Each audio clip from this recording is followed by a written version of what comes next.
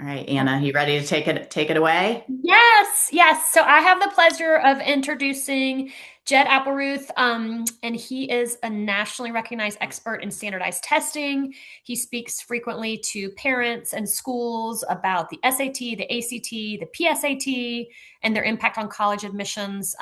Katie and I get a lot of questions about standardized testing and changes because it seems like things are constantly changing. We get questions about strategies, and we're so glad to have Jed here with us. He is a teacher and founder of Appleruth Education. He has a recent passion for AI, and he's also a nationally certified counselor with a PhD in educational psychology. He does research on student cognition, memory, motivation, and learning strategies, and those influence the practices that his tutors implement with students. I will say personally, my son, who's a junior, has been using Appleruth for his SAT prep, and we have had such a great experience with communication, with teaching, with results. So, speaking from personal experience, I'm just so grateful for Appleruth and all they do, and grateful to have Jed here to help educate us on changes and things we should know about standardized testing. So, Fabulous. Thank you. And it's so glad to hear you're having a great personal experience. I love that for sure. All right, so I have a deck and I present it. It's a lot of slides, but I go through it pretty quickly. It's kind of, and then what I want to make sure we have time for at the end is lots of Q&A. So I want to make sure I answer all your questions. But I guarantee I'll cover some of that with my deck. It's pretty thorough. But let me go ahead and share my screen, and then I'll just jump in and can talk through the landscape, the background of testing, where we are right now in the world of testing, and where it seems to be going. So give me a moment. PowerPoint, here we go. And we're in. All right, everyone can see? Katie, Anna, looks good? All right, let's rock and roll. Close it out. All right, so let's jump in. To begin with, everyone understands that the world we live in is predominantly a test optional world. 1,900 schools in the US are optional for testing, and only about 60 or so schools are test required. But optional does not mean without impact. Test scores have had a major impact on admissions in the last year. Here, just kind of give you the landscape of where we are. We're 2 million kids are taking the SAT and 1.38 million kids taking the ACT. So the SAT is a dominant test in the US, and our numbers, we have several thousand kids we work with, and 2/3 of them are taking the SAT, and about a third are taking the ACT. So that's, and abroad, even more so, our international kids, where it's pretty hard to get the ACT, and a lot of our kids internationally have moved to the SAT pretty comprehensively. So schools, there's been a real return of very selective schools to test required admissions. The most recent being Claremont McKenna. And here's a calendar, just and also these state flagships. LSU jumped back in the mix, as well as in the last 6 months, Auburn, Alabama. And so the southern schools are just filling in one after the other, waiting on UNC Chapel Hill. I think it's a matter of time. And yeah, schools that are just very selective, getting very popular, who are dealing with massive influxes of applications with a lot of kids with a lot of good GPAs who look pretty similar. They're looking to testing as a means of differentiating the applicant pool with so much great inflation going on for the last 20, 30 years. So here's the calendar. So recently, last month, from McKenna, I'm assuming Harvey Mudd in California will jump in soon because they're more engineering, and we're seeing a real trend among the engineering schools and the STEM schools to want testing. And that's why Caltech went from test blind to test required, and Carnegie Mellon and MIT and Georgia Tech and Johns Hopkins, so many schools, where they want engineers, they want to make sure kids can do math. The math score is a predictor of performance in these more advanced math classes. If you can't do algebra and algebra 2, you're going to struggle when you go on to advanced calculus and other things like that. So this is the calendar, but it all started off with, there was a moment in 2024 where there was some research out of Harvard, the Opportunity Insights group, which showed that for these schools that are very selective, test scores are a better predictor of performance than high school grades. And that kicked off this huge, groundswell of top schools saying, we want testing. And then you saw more big state schools jumping in the mix too. So I live in Georgia, I'm in Atlanta, and Georgia, we've been test required now for almost 5 years. And Florida never changed. Florida has been test required all the way through for 40, 50 years. My mom went there in '64 and took the SAT back in the day. So they've been steady with their testing.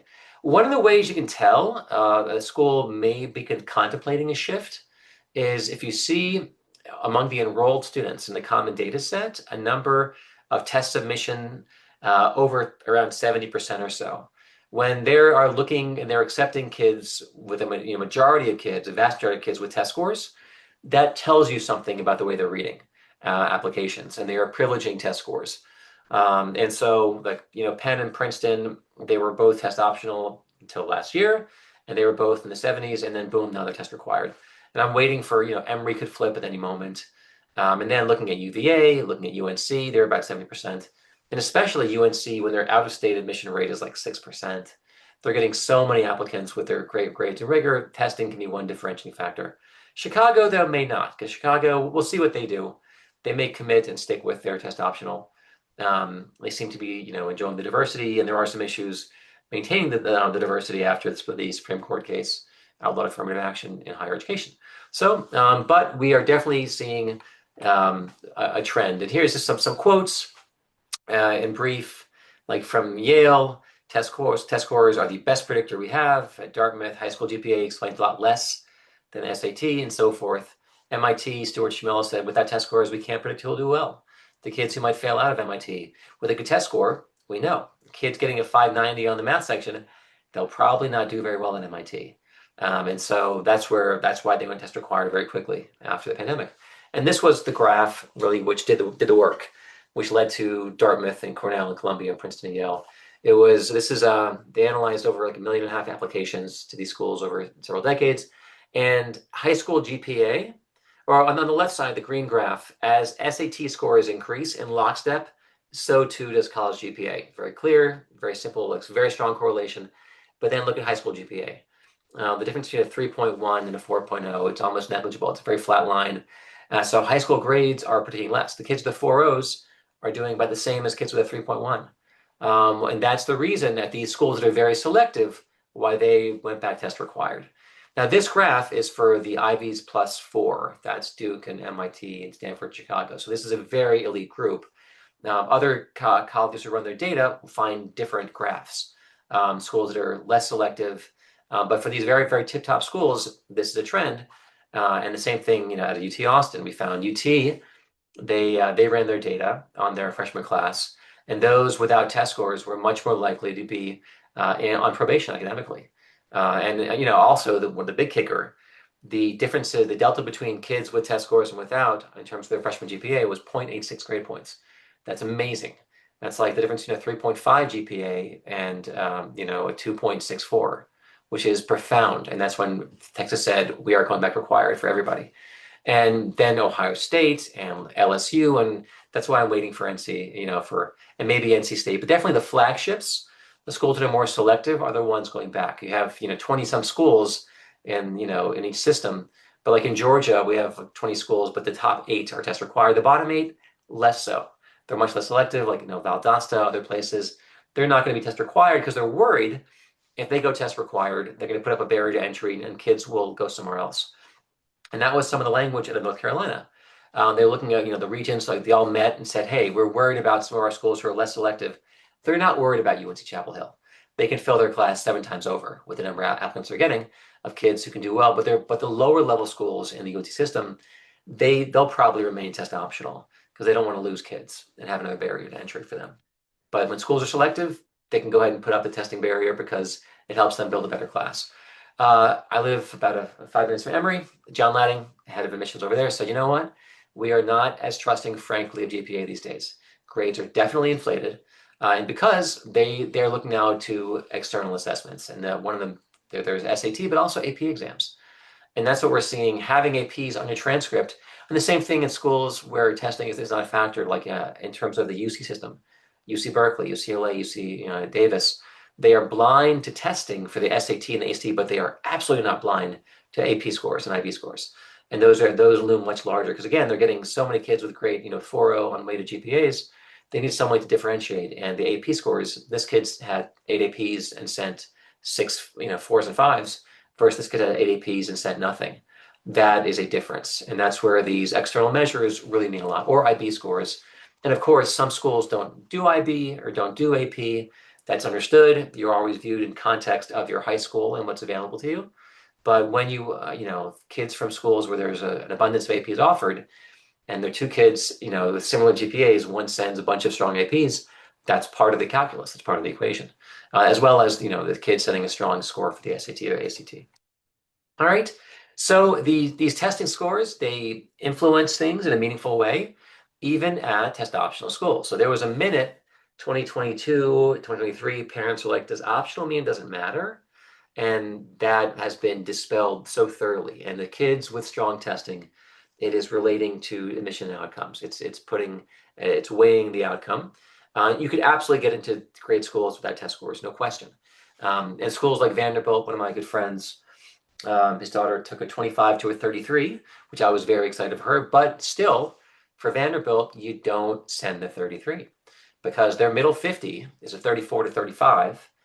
Even though 56% of kids send test scores, everyone else does not. And part of it is a marketing thing where they don't want to hurt their averages. And so that's one of the reasons, schools can stay test optional because they are eliminating the lower part of their curve. But so if she worked so hard to get a 33, we're going to send that 33 to WashU because we're in the middle 50 range. That's going to Tulane, that's going to UGA, but that 33 is not going to Vanderbilt because we've talked to several folks and former admissions officers at Vandy like, yeah, don't send it. And that's an interesting thing where my niece who's graduating this week, I think tomorrow night there's a party in Columbia, South Carolina.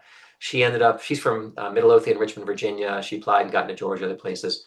She had a 1390, which is great for Georgia, great for Columbia, South Carolina. But Tulane said, we don't want it. They said, if you have under a 1420, don't send it. And she didn't and got in with some merit aid. So it's interesting with these test scores, but they can definitely make a difference. And a strong test score can definitely be impactful. But for sure, you can get into these optional schools without testing, but everything else has to be really strong. And test scores can be a strong differentiator. All right, so merit-based aid, I always throw out Alabama because for over a decade, they've used merit aid to tremendous effect. And they've transformed their class. Their class profile looks so different pre and post all this merit aid. And so again, my niece got a 1390. That put her in the UA Scholar category because everyone has a 3.5 GPA. That's pretty standard now. So 1390 put her in that range. So tuition out of state would have been $35,000 a year. Instead, it drops down to around $8,000 a year. So that's very, very meaningful. Yeah, that's a net savings of $96,000 over 4 years. That's huge. And so Alabama has been pulling in kids. Only under half of the kids are from Alabama now. They're from all over the place. And it used to be Alabama was 90% from Alabama, but they're luring all these kids with these juicy merit awards that are tied to testing and GPA. So that's also a reason we do test scores, helping kids get scholarships, helping them get into honors programs with their scholarships. My nephew just got into an honors program. He got a 35 on the ACT, and then there's an automatic $24,000 scholarship being part of the audit. So it's like sometimes this can impact directly what you pay for college, which is nice. So test optional. Should my kids still prioritize testing in this optional world? Well, again, optional doesn't mean irrelevant. Many things are optional that are very impactful in the admissions policy, including academic rigor, leadership. For a quick minute after the pandemic hit, schools were being transparent about admissions rates with and without testing. They have since locked the gates, and there's nothing coming in since 2023. Everyone's like, we won't, because they don't want to discourage kids from applying. But for a quick minute, this was also new. They've been test required for 60 years. Now suddenly it's like, what do we do? Here's some new data in a press release. But now this stops. So all these admission rates are too high. Everything's lower now. UVA, Emory, Wellesley, everything's lower. Vandy's now, regular decisions like 2.8%. But for a minute, you saw that there are schools like Yale was admitting kids 3-to-1 with test scores. Now they're required. Boston College, they were test optional and they weren't even recommending it. They were 3-to-1 essentially. Now if you read their website, they recommend test scores. So for BC, and you see they're letting in kids 3-to-1 with testing. Colgate 2-to-1, Notre Dame, Emory 2-to-1, UVA almost 2-to-1. But then like Vandy didn't have that split. Vandy was letting in kids, and again, about half the kids send test scores to Vandy, half don't. and there's not much of a difference. So for them, for Vanderbilt, the testing wasn't as big of a factor as it seems to be at Yale and Boston College. So different admissions offices have different philosophies in terms of how they view testing, how it fits into their algorithm, how much weight they put on it in terms of other factors for admission. And it varies from Fordham to Vandy to BC to Yale. So, and one of the sad things is this is not transparent. Like the schools don't release this, and they won't. They have no reason to, because they'll kids who have no test scores won't apply, and that'll lower their admission rate, which they don't want to do. They want to be very selective. They want everyone to apply. So, but this data was anomalous, and now it's like locked in this time capsule of the past. But it does show you that there's a difference between the admission rates with and without testing. Some schools say, hey, like Grinnell, if you don't submit a score, we have this information, it may help you. BC, we encourage you. When you see the word encourage or recommend, that means it can help, please send it. Tufts is interesting. They're doing kind of a do no harm policy, where Tufts is like, hey, we ran our institutional data, we ran the regression lines. We know that kids scoring at 1300 or 28 or above, that those kids do well at Tufts. Therefore, if you have those scores, we encourage you. So even though they're middle 50 percentile, the half the class is probably like 1440 to 1520. What they're saying is we still at 1330 will still help you with Tufts, even though half of our admitted class. So that's interesting. But that's a nice policy when they're that transparent. And this again is from them running their regression, running their stats, and realizing kids above this line tend to do better at Tufts, even though our admitted accepted class is higher. We still think don't withhold it, because it gives us, versus if you don't send it, maybe you got a 1050. Maybe they don't, so it's like for them, they'd rather know you got a 1320 than have a blank spot. Auburn has been interesting for, they were test optional, then they went conditional test optional. If you had a 3.6 and above, you don't have to, below that, you have to send it. But what's amazing is for this year, students, it's that asterisk, students who apply with test scores will have, limited admissions opportunity. Less than 5% of the applicant pool will be considered without testing at Auburn, which is amazing that they're narrowing it. And then the year after next, it's test required. But Auburn, you're watching this evolution of test optional to conditional to a tiny sliver and then test required. And so that's, schools are doing this thing because everybody was forced to be test optional for a period of 7 months in the early pandemic. I mean, it was a nervous time here at Apple for tutoring when they kept canceling test after test and kids couldn't get testing. And so we were tutoring kids, and then they would just pull the rug out. Sorry, we're canceling April. Sorry, we're canceling May. Sorry, we're canceling June. And it was, so colleges had to go test optional because kids just couldn't get test scores. But then we're kind of going back to the previous time, and they're running their data, and their data shows that for our kids, we know that test scores make a difference. And for a quick minute, testing was tied up in all this political stuff, and testing is bad, or testing is unfair, or it's. Now we're looking at, no, the data shows that testing is predictive, and when grades are less predictive, we need something to hold on to that'll help us predict who will do well at these schools, especially schools that are very tough and very selective.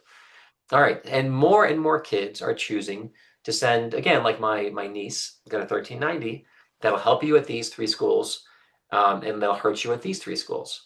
So that 1390 is not going to UVA, it's not going to Tulane, it's going to Columbia, it's going to Georgia. It's things like that. It's important to understand that the nuance. For the first time, test scores have rebounded since before the pandemic. Going forward, more kids sent their Common Apps without testing, and now that's flipped. And now the non-submitters are dropping, and the submissions are rising. And this number is going to continue. And part of it is just the drive. Like when you add back Ohio State, that's 40,000 apps. Texas, 50,000 apps. LSU, like these are big schools who are not going test required. Boom, boom, the numbers just keep rising. Claremont McKenna, the McKenna group, that's pretty small, but we're seeing, when the big flagships go, all the Ivies, at the Ivy Plus schools, you're tacking on a lot of other kids. So I think, soon we'll see it for 1 million plus of the kids with the Common App test scores. It's going to keep rising, but there will be a portion of kids whose testing just doesn't match up with their GPA or their academic rigor. And there are kids who they're going to have to build a list of schools that are test optional. And some of them are really bright kids, but they really struggle for various reasons, learning differences, test anxiety. that's unmanaged. But some people, their list is going to be test optional even in this new world, where more and more of the top schools are test required. But some of them won't. Some of them, like Bates has been test optional for 50 years. Like there are schools that you're going to be able to find a really good school that doesn't require a test score, if that really is a super challenge for you. But testing is going to matter more for certain kind of kids, especially STEM kids, engineering, computer science kids, kids going for an AI major. They want that math because these are very math intensive majors. And a fit to major, having a test score is part of that. Having the right courses, having the right scores on your AP Calc, having, this is part of, am I a good fit for this? And having a 700 or above on math makes a difference if I want to be an engineer at a selective program, versus if my math is at 550. That doesn't bode well because you're about to enter some really tough math, differential equations, really, really advanced stuff. If you can't do basic math, and part of it is you might get an A in your math class, but grading cultures are different. High school teachers give A's for showing up in attendance and for attitude and for trying hard, and kids get to retake tests several times to improve on, versus one of these standardized tests just measures in one shot. What do you know? On this day. I wrote an article a year ago about engineering programs, and again, it shows you so many of the top engineering programs, they are now test required. Carnegie Mellon, Caltech, and then some of these again were test blind. Even Worcester Poly, one of the ones I followed for years, they went test optional years ago. In 2021, they went test blind, and they said like we are done testing, we're over it. But then within a few years, that admissions director got fired, and they brought back optional admissions because testing makes a difference. So we're seeing that flip, Caltech test blind to required, Worcester Poly test blind to test optional again, because testing gives you something. And Michigan will probably stay optional. They made some strong statements under the current admissions office. Illinois could flip. Texas A&M probably flip. And the UC system right now, they're blind. I would be amazed if they stay blind more than 4 or 5 years. I think they're going back to test optional again. It was very political when they went test against the advice of their faculty. The faculty voted 59-0 to maintain testing requirements, but it was the Board of Regents and a lot of politics and a lot of stuff about race and testing, all these things. But the teachers, they like testing. The professors like kids who know things and have a basic. And what we're finding, I think it's UC San Diego, where there was some research that came out that the number of kids who need remedial math has increased tenfold when they got rid of their test requirements. So testing was keeping everybody honest, and high school GPA is often inflated. And so after seeing that we have 10 times more kids who need remedial math once upon entry, that might be a reason to go back test optional. But I doubt they're going to go test required again just because of the politics of California and so forth. So testing matters more at the big selectives and the big state flagships, especially the I mentioned here, this is my national testing deck, but I keep referencing Chapel Hill. And I know it's a matter of time, whether it's 2 years, 3 years, at some point, they're like, when the out-of-state admission rate goes to 5%, at some point, testing is one more piece of the pie, and it can differentiate kids. All right, so that's the broad landscape, and I'm going to do a little deeper dive into some strategies that you might bring to your kids or share with your kids. And I'll talk to you, to give you some basic education about these two assessments, which there's been a lot of convergence over the many years. If y'all took this when I took it in '93. These tests were very different, but now they've been coming together with every iteration of changes, and now they're much more alike. So the formatting, the timing, without the science section, the ACT is 2 hours and 5 minutes, and then the ST is 2 hours and 14 of pure test time without breaks. And these tests were so much longer. Just like 10 years ago, this was a 5-hour test, the SAT. You start at 8 o'clock and you finish at 1:30. Now you start at 8, you can finish by 10:45, 11, and which is great. Kids have their Saturdays, and it's also one of the reasons we're seeing much more testing during the school day, because it doesn't take up the whole thing. You can take up two class periods, and then your kids are back in school if they want to give every junior a test. The tests have changed a lot. We're still using a concordance table from the pre-pandemic, but they're going to update it next year. But colleges still accept the concordance. If you type it in, like a 1200 SAT concords still with a 26 ACT. That hasn't changed. And honestly, it's not going to change more than a point or so, even after they shift them, even though the tests have changed. because both the tests they designed, they tried to concord with their old tests. So there shouldn't be that much fluctuation. The SAT is a digital adaptive test.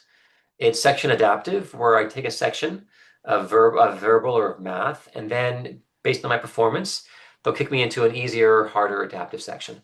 If I get 2/3 of the items right or more, I'm going to go rough to a harder section. If I get more than 2/3, if I get more than a third wrong, I'm going to an easier module. And that's for the verbal, and that's for the math. All right, the ACT is available in both a digital and paper form, but it's not adaptive. It's a linear test. Doesn't change. You have the same number of questions on paper or digital, and then you go through it, next section. There's nothing adapts. So that's one difference. Doesn't really affect kids that much. The science section is optional. And honestly, in the grand scheme of things, it seems it's not very important to the vast majority of schools. A tiny handful of colleges in the country require it. It's like on two hands, you can list them. And most don't even recommend it. And so the science section now is a question of, can I show off some strengths? But part of it, the science section, it correlates so highly with the reading and the math that it really offers nothing different. I look at it as an extraneous, it's not that supportive. And so many of these STEM schools like Georgia Tech don't even care about the science section. Because it's not a science, it's not measuring your science knowledge. It's measuring your reading skills. It's measuring your math skills. And there is a little bit of background science on 8 or 10 of the questions, but of the 40 items. But if I want to know if a kid's science reasoning ability, I'll look at their AP scores on bio or chemistry or physics or I don't get that much. And so a third of our students don't even bother with science. 2/3 are taking the ACT. Then we're advising everyone to spend the $10, take it one time, just in case a college comes back and requires it. But there's still some novelty here. If they run some data and they realize, no, we actually do want it, but it's pretty unlikely. Some of the big differences, the ACT is a faster test. It's about 40% faster than the SAT. So ST has more advanced reading, it's harder reading, but they give you more time. And definitely pacing is more of an issue on the ACT. You have a lot more items on the ACT because it's not adaptive. When you go adaptive testing, you can get shorter and sweeter because, on the adaptive module, I'm eliminating a lot of items that aren't appropriate for you. If you're a lower level kid, I'm going to lop off the really hard stuff on my adaptive module. If I'm a higher level kid, I'm going to lop off all the easier stuff. So I'm only measuring you on things that are more appropriate for your ability level. Versus on linear testing, I have to ask a full suite of easy, medium, and hard questions to get the full range of test scores for all kinds of kids. All right, so digital adaptive is just more efficient by its design, by its nature. So the SAT has 8 experimental questions, and there are 2 experimental questions per test that just don't count towards your score. But there are more of them on the ACT. You have 29 questions that are experimental because they're experimental in like big vignettes. So there's a big 10 questions on English it's all experimental, 9 on reading, 6 on science. So that's simply a detail, but for us. Now we at Appleruth advocate strongly, if you are given the option of taking the ACT in paper or digital, go paper. It is better designed. Like we don't love the ACT's interface digitally using Pearson's TestNav. We think the College Board did a much better job designing the Blue Book app. And they actually overhauled the whole test. They got rid of long passages. They made it all integrated. It really makes more sense. If you have to take it, with your school digitally, do that. If given the choice, go paper. Better for underlining, starring, outlining. Better for the long form passages. All these things. Now you can bring your own device, both for the SAT and the ACT, which is a good thing. But if you don't love TestNav, one of the problems, the highlights disappear. So you have 10 questions per passage, but after you do highlighting and you go to the next question, it erases your highlights, which is so dumb, and that needs to be fixed. I don't know why they do that. Additionally, it's often harder to find where they're directing you on this long, you have a 95-line thing. It says one main point of the highlighted paragraph, and you have to actually search and find it, which is really a waste of time. It should just pop there immediately.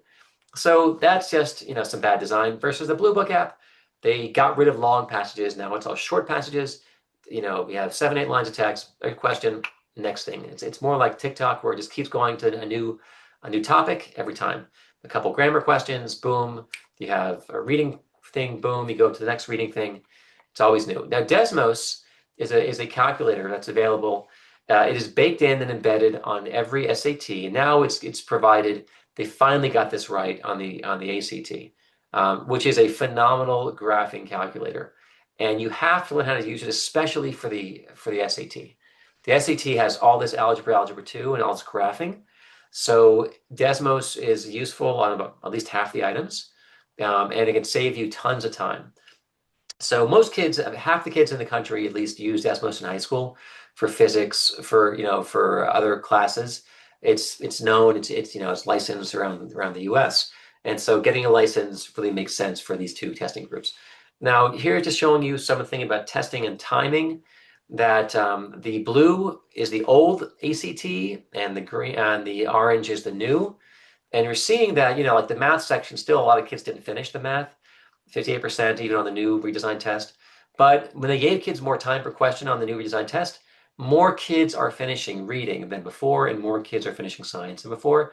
And that's one improvement, that the test was even speedier a year ago. So now it's a little bit less speedy, but still, relative to the SAT, it's still a faster test. So showing you that, how many kids still don't finish the sections. So still speedy. And when you're working on test prep, you are doing pacing drills and timing drills whenever you're prepping a kid for the ACT. Timing is still paramount because you're allowed less time per question. So ACT Science, it is mostly reading. It's mostly some light math. And here's the reason why most colleges don't care about science. It's this slide. So this is the quant study they ran over the ACT.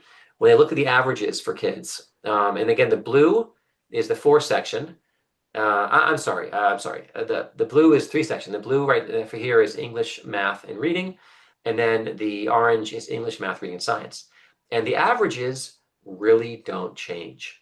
Look at the 4-year college enrolled kids at the bottom.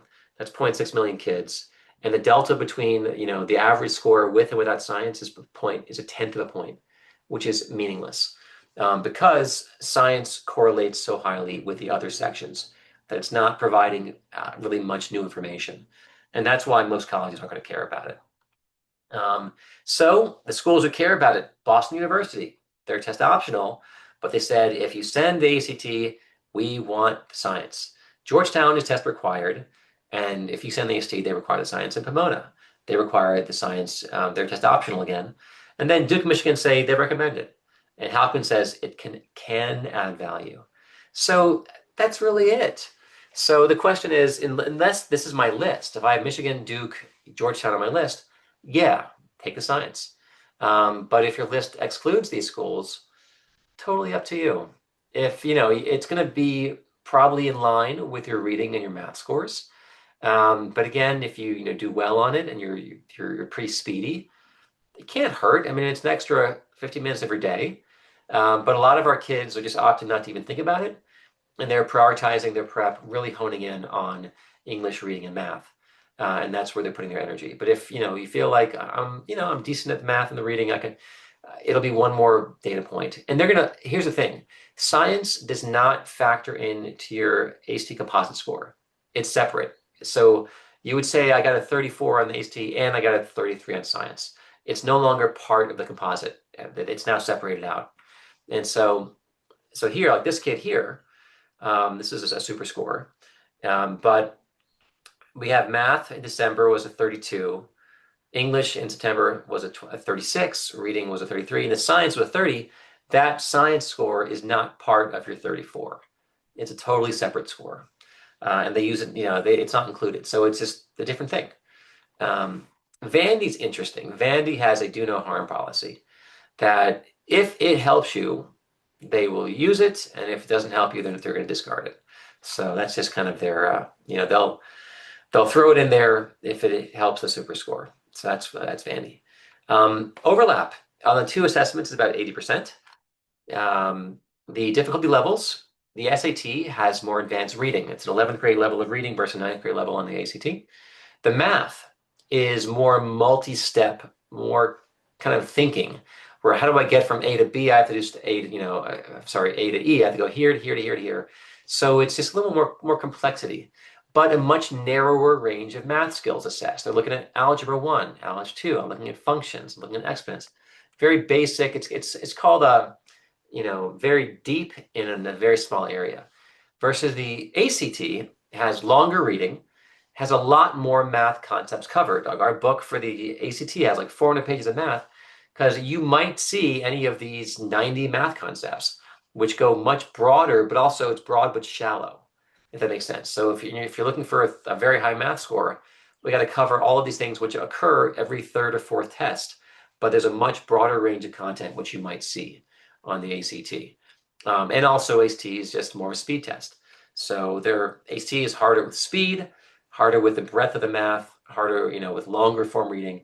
But the SAT is less speedy, but has more complex math and has more advanced level of reading and a higher vocabulary level. So the name of the game is you do a dual baseline. Appleruth helps with that. You pick, on a given weekend or two, you get a baseline practice test for the SAT and ACT, and then go with a better one. Some kind of high-level heuristics, the SAT, kids who go more slowly, more complex problems, better, with advanced algebra, because, 70% of your math score is algebra, roughly. ACT is about 40% is algebra. So, just kind of some differences, some nuances. ACT, faster. Can you go faster? Do I have a decent memory when I read a big passage and so forth? And also, we have paper and pencil. That's one, some kids prefer that, and I totally get that. All right, and again, the algebra and advanced math is a lot more of that in SAT. There's twice as much geometry and trig on the ACT, so there's more geometry and trig questions. And then they both have analysis, it's graphs, a little bit light stats, and so forth. All right, SAT math, a few more, the questions. Desmos calculator, they give you scratch paper to use, you can ask for more. Here's just showing you an example of what these adaptive modules, like the first module 1 is the blue. You have it's mostly middle. You're getting level 2 and level 3 questions, a few easy, a few hard. Then if I miss more than a third, boom, I'm going to an easy module, which is loaded up on level 1, level 2 questions, much easier.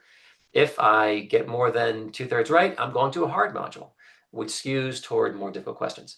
So these things do feel differently, and this is meaningful in that you have to adjust your pacing.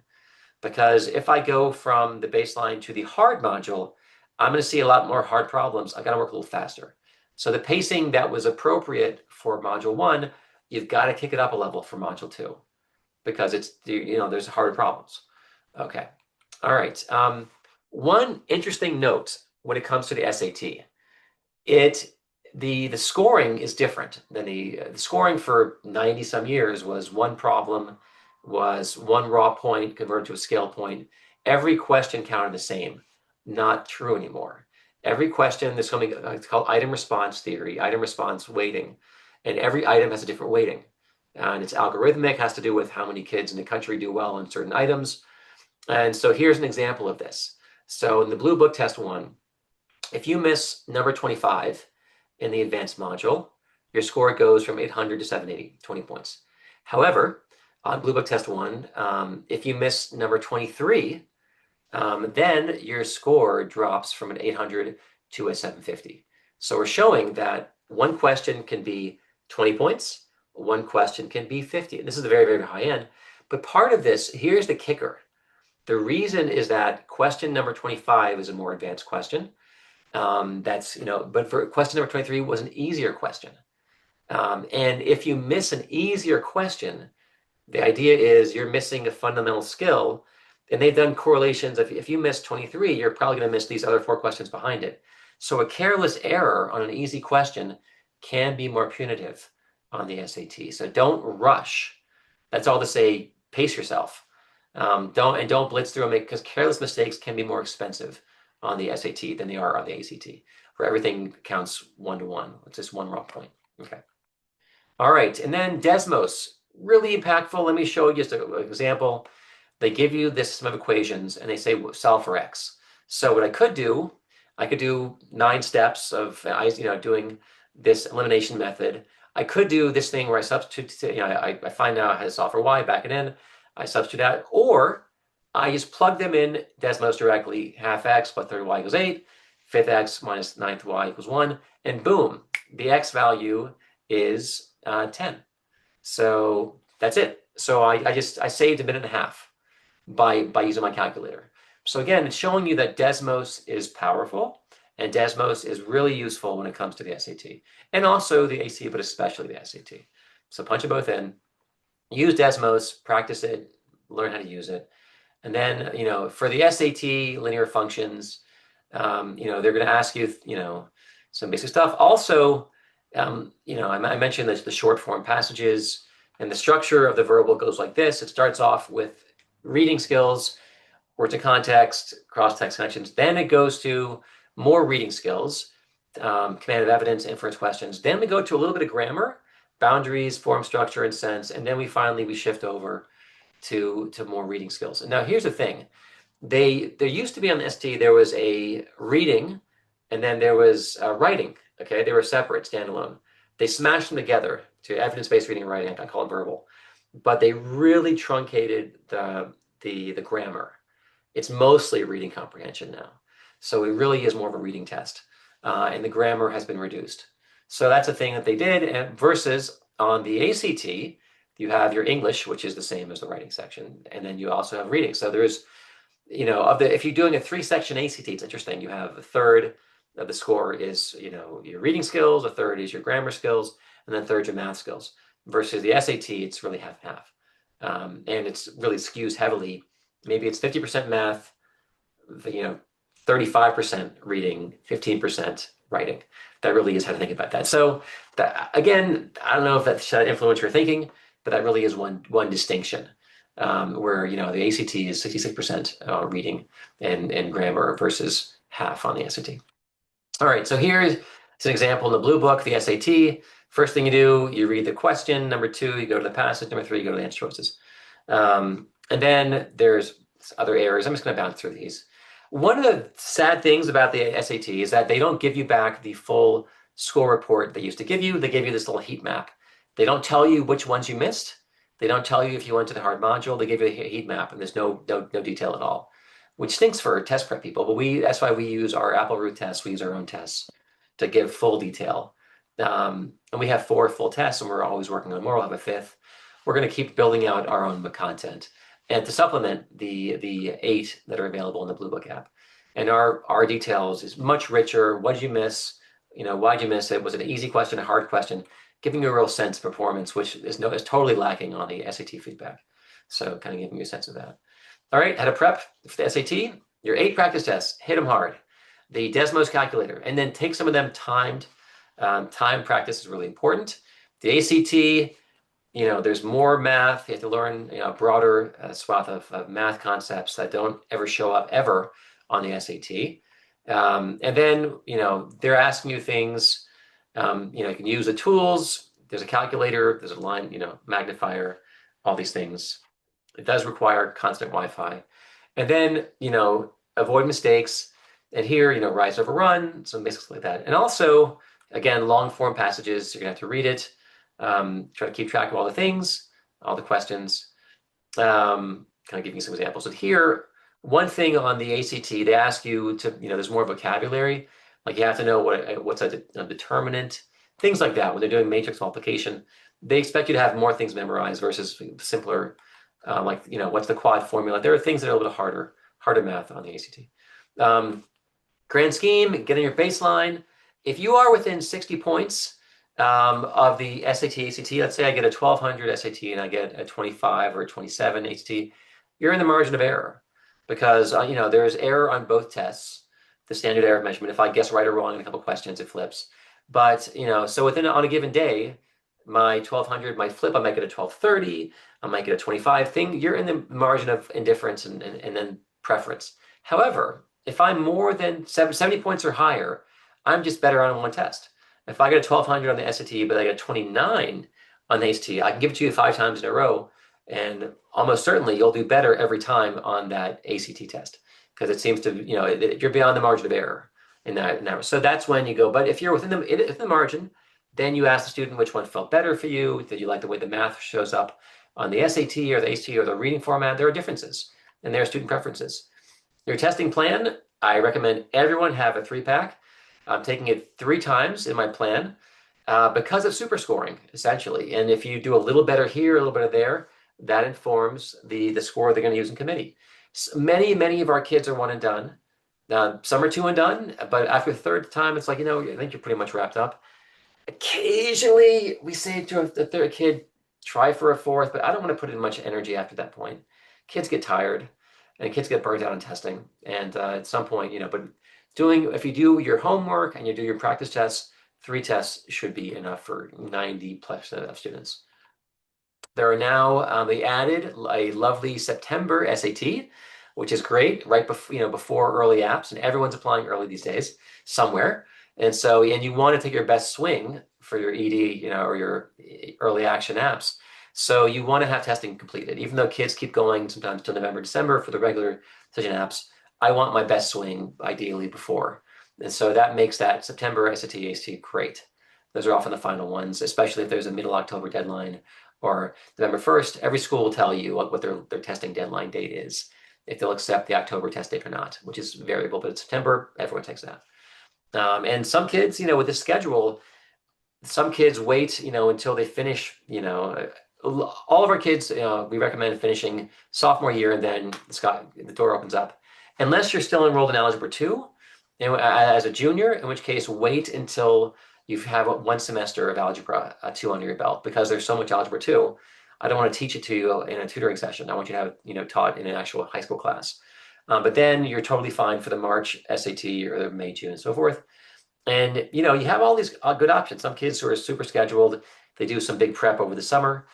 Summer times are a really big time for prep for kids, especially with heavy schedules and heavy activity loads. And then also it's fine, even putting some off until the following summer is okay. We don't recommend kids who are deep into their APs. Don't commingle your AP crazy week with your SATs. Keep them separate, because you have to prep so hard for the APs. I have kids who are grinding right now for this week, all the A push and all. This is, they don't have time right now if you're doing prepping in earnest for the SAT, if they have a heavy load as junior or senior, or not as senior, but a junior. All right, so there are many options for scheduling. You can prep over the summertime. Some kids do some like a big group in the summer, and then they wait and they go back and take it later. But I recommend strongly, if you're going to do a group, lock 1 test in. Go ahead, and if you're doing a summer group in July and August, go ahead and take the August test. I think that's a smart play. Even if it means you're going to come back and revisit it in December or March, you can always refresh content. But ideally, you lock in the gains if you can. All right, things that matter for testing, the test prep, practice tests, when you spread it out, kids start early, having a goal. These things all contribute to outcomes. I mentioned super scoring. They'll pick your March math score, your June verbal score, and that becomes your composite super score they use in committee. They super score automatically for the ACT. It's generated as long as there's more than 1 test. And they send that to, when you mail it in. And science is not part of your super score. It's standalone. Do you send in your test scores? Look at your baseline scores, look at the middle 50 percentile for that school. Tufts tells you exactly about other schools. You have to look at that middle 50 percentile. Rick Clark, colleague, friend here at Georgia Tech, says, hey, if you're in that middle 50, it should be fine. If you're in the bottom quartile, I typically wouldn't send it. And then there's something really special. You're coming from a state that's really, not many kids apply, from like West Virginia to, UCLA or whatever it is. Then even though I'm the bottom quartile, I'm in the top 2% for my high school. Or if you're not applying from a feeder school, but otherwise the bottom quartile, if you're a straight academic kid without some kind of hook, you probably wouldn't send it. Here's an example, I'm Boulder, the Buffs, their middle 50 is 1180 to 1390. If I have a 1300 or above, for sure you send it, every time. If I have below an 1180, probably not, unless there's something really special, first gen, there's something really special in my application.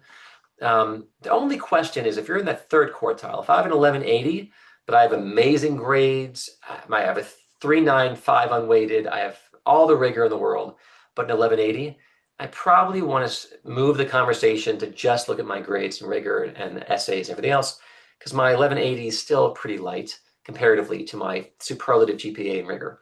But if I have a 1290, I'm much more likely to send it. Also, if I'm applying to a math-heavy program like an engineering, and I have a 700 in there, but let's say I have a 700, 720 in math, but only a 500, I want them to see my 720 in math.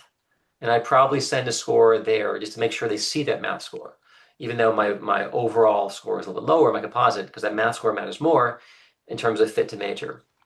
All right. Tomorrow, we have a great panel. Carol Lee Conker from George Washington, Ashley Templeton of UGA, Laura Robitaille of Wisconsin, and Michael McGrath of Syracuse are talking about what matters in college admissions. So tomorrow at 7. If you want to sign up, it's appleruth.com. Just go on the website and it'll pop right up. Please sign up. But it's free. I think we have over 1,000 folks going to be on that webinar because these people can tell you what's up with their schools, how they're looking at essays and AI and activities and testing and majors, all these things. All right, so man, I'm going to stop sharing. But that's us, Apple Ruth, and we do all this stuff. So let's talk turkey. What do you have? We have a couple of questions. What haven't I covered? Thank you so much, Jed. I actually had a list of questions and I think you got to all of them. Oh, killer. Because oftentimes the questions I get from parents are which tests to take and how to decide which test, which I think you covered, Good. Paper or digital with the ACT, which you covered, and the best time to take the tests as far as, end of sophomore year or junior year. So I think you've covered all of my questions. Nice. I was just going to encourage people who are on the webinar. There's a Q&A where you can put in questions, but Katie might have some additional questions. Yes. Yeah, I did. I had a couple of questions that I thought might be helpful for you to talk about. I know that y'all offer, and a lot of different places offer both individual tutoring and like small group tutoring. Yeah, sure. I thought maybe if you could give some suggestions on what type of student or test taker benefits from individual versus small group. Yep. So small groups are great for covering, the breadth of content. It's a lot of material. We're working, small groups could be 6 kids, 7 kids, 8 kids. And so you're going to get some individual attention, one-on-one attention. Makes sense for kids with a fairly balanced score profile. And also, 1,100, 1,200, where they need some good work on both sections. When kids have a much higher baseline score, let's say they have out of the gate a 720 in math, they only missed 3-4 questions. And so covering the breadth of content on the math section, those kids are going to be, pretty bored during a lot of that time. And they should be focusing more on things they need versus they need a lot more help on the verbal section. So when you have real imbalanced scores or really high baseline scores, I would recommend the one-on-one prep. And alternatively, some students, they have learning differences. They may need to go much more slowly. They may have remedial needs in certain areas where they have to go back to early content. And in that case, a one-on-one tutor can take you back to whatever pace you need. Some kids who have dyslexia, other things, that's where a tutor can really tailor it to you exactly, the speed of the delivery, the amount of content. But a lot of kids, what they do is they'll do the group, a small group, get the foundations in, and then add on several hours of individual one-on-one prep. They do a hybrid. And so, the cost per hour of one-on-one tutoring is certainly higher because you have one tutor, one student. And some kids go for this economical balance where they go for a group, get a lot of the content covered, and then they tweak and fine tune with a single tutor. Totally appropriate. But both, I think there's a world. And some kids, though, their schedules are crazy and erratic, and one-on-one, you can schedule it whenever you want. Like an hour here, an hour there. You have much more flexibility with your tutor versus the group will meet at the same time every week, typically. If you can't manage that schedule for whatever reason, then private may be the way to go too. And then you brought up, students with learning challenges. Yeah. I'm curious if you have seen a change in accommodations being approved or denied on either test more or less since they have gone through those changes. I've watched this since 2001, and I've seen the shifts, and now so many more kids are getting accommodations because there've been lawsuits filed against these testing agencies. Like there's no more asterisks. That was 2003 and 4 when they, it was under different. Now colleges have no clue if you got time and a half, and that led to a groundswell of more kids applying for accommodations. And then there were lawsuits when they denied people in terms of the Disabilities Act and the federal lawsuits against the LSAT, other companies. Now they're like, hey, if you have it, you have your IEP, you have your 504, you have your response to intervention plan at the private school you go to, whatever it is, you have a formal plan in place, you're getting an accommodation in school, they're essentially going to give it to you. And that's why I think there was I think it was New York Times, like at Stanford, like 2/3 of the kids have some accommodation. It's some amazing number. And it seems like, are we gaming it a little bit? Are those with more cultural capital, more affluent kids applying for accommodations and getting them? But ultimately, we're seeing a lot more of these approved. I haven't seen a shift since the change in 2024 on the SAT or last year on the ACT. I haven't noticed any kind of delta, but I've noticed that there's been much more liberal of the granting of accommodations. And now essentially, for a time, you had to fight and appeal, and there was a whole process, and there were more lawyers involved. That fight is mostly gone after some of that litigation that took place in the last 8, 9 years. And now they're much more likely to grant you an accommodation as long as you receive that in your school and you have a formal diagnosis and disability. That they tend to give it to you now. Have you noticed anything, Katie or Anna? Well, I was just going to say, I mean, feel like historically the ACT has been not as generous in granting accommodations. Like I have students who will get their accommodations approved through College Board and the SAT, but ACT will deny them like repeatedly. Like they'll appeal it, do all of the things, and they'll just never get approved. They'll never get it for the AC, even presently. Because I mean, okay, I mean that's Hmm. part of the Hmm. reason is like part of the research they ran for the College Board because they liberalized their testing. They gave kids a lot more time per question. That was a massive change with this redesign in 2024. Hmm. And with that redesign, they ran data that for a lot of kids, extra time doesn't help you as much on the SAT, but the extra time completely helps you on the ACT. And because it's 40% faster, it's a speedier test. And so many kids, I showed that the stats, how many kids didn't finish math, how many kids didn't finish science. So there's still a lot of kids who don't finish. So extra time makes a big difference. But I noticed a real pivot. It was maybe 6, 7 years ago when they began to get much.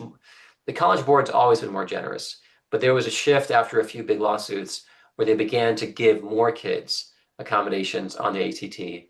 And I saw fewer, but you see certain students, and it could be that yeah. I think comparing the two, the College Board is more generous, but the ACT of 2026 is much more generous than the ACT of 2010.